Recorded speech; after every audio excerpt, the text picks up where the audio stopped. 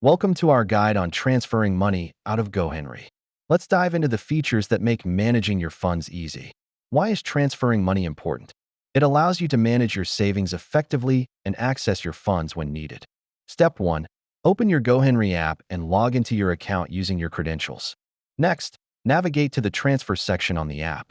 It's user-friendly and straightforward. Step 3 involves selecting your transfer method. You can choose between a bank account or another payment service of your choice.